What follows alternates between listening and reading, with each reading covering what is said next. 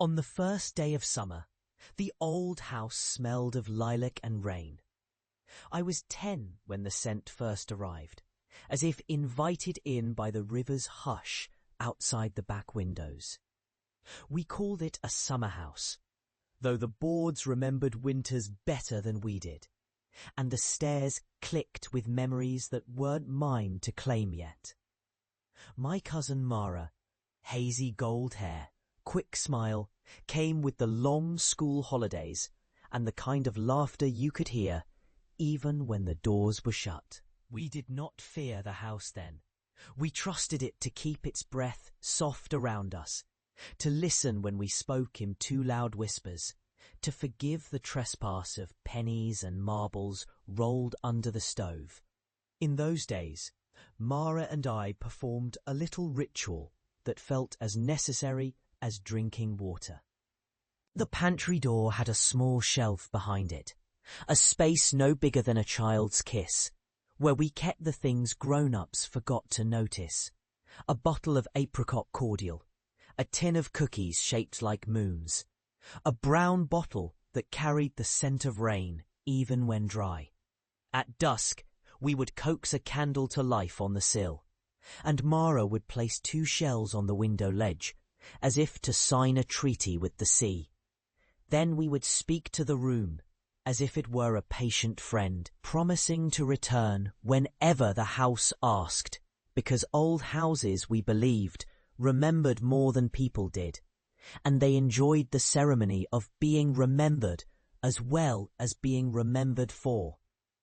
The ritual never began with fear. It began with the ordinary, the kettle's steam curling toward the ceiling, the sound of the river turning the bend as if a listening ear had shown up at the window. It ended with a small, stubborn sort of courage, Mara insisting we would both return next year and the year after, and me nodding as if a weathered wall could answer back without breaking. That summer, Mara did not return. The storm came from nowhere and every place at once. The river grew a lip of foam, and the rain sounded like 100 needles tapping on a drum. When it was over, the house wore Mara's absence as if it had shed its own skin. I stood in the kitchen, where the candle's last glow still trembled, and tried to tell myself that she had merely run to fetch something she forgot, or maybe she had slipped out into the storm to rescue a wounded bird or mend a broken boat. People spoke in cautious tones about accidents and letters never mailed, about the sea's appetite for the curious, about how the heart chooses not to admit its own fear until the fear has already chosen for it. The house agreed with those words in its own way. Its quiet seemed to tilt toward a truth you could not refuse, while you stood still long enough to listen. The years after Mara's disappearance blurred edges into memory, as if a painting were left to dry in rain. My parents aged with a slow mercy, and I grew into a softer, heavier version of their cautious pride. I did not return to the house often. Not unless I had a reason that sounded respectable enough.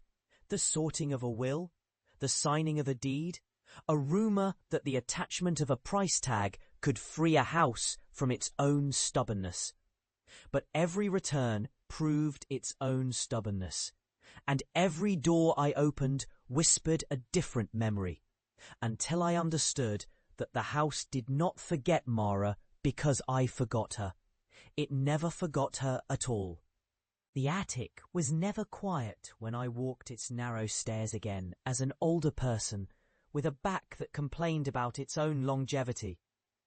Dust rose in pale clouds, and a smell like a rain-soaked attic and a child's old soap hung between the trunks and the boxes, between the black and white photographs that wore the face of Mara, like a memory that hadn't learned to age properly. Among the trunks, I found a trunk that Mara and I had not opened since that last summer. It was a cedar box with a latch that promised both safety and trouble in equal measure. Inside lay Mara's things, a ribbon she wore in her hair the night she vanished, a cracked mirror that had once reflected two girls and claimed their laughter as its own, and a notebook with pages that grew damp with the scent of the sea even when the pages remained dry to the touch. The notebook startled me into a breath I didn't know I was holding. It began with Mara's childish script, a girl's careful spirals around her letters. But then the handwriting changed, grew wilder, took the punctuation and balance of an adult's mind, and used it for a confession she could not have known to write. The entries spoke of a corridor Mara found behind the pantry, a place where the house's heart beat a little louder, where the walls remembered what the ceiling forgot to say. The words did not accuse anyone by name, but they spoke of a promise we had once made, a promise to return, a vow to be brave together in the face of a fear so private it couldn't be shared aloud. The last pages were smeared by rain and salt, as if Mara, even in writing, scraped her letters through a growing tide that refused to settle. I tried to tell myself the pages were a child's trick, a game that would end when the attic grew quiet again. But the house did not drift back to sleep with a gentle sigh. The house woke with a pulse, and the pulse thrummed soft through the floorboards, into the blankets where I lay at night, and out again through the window, where I watched the river keep its own counsel.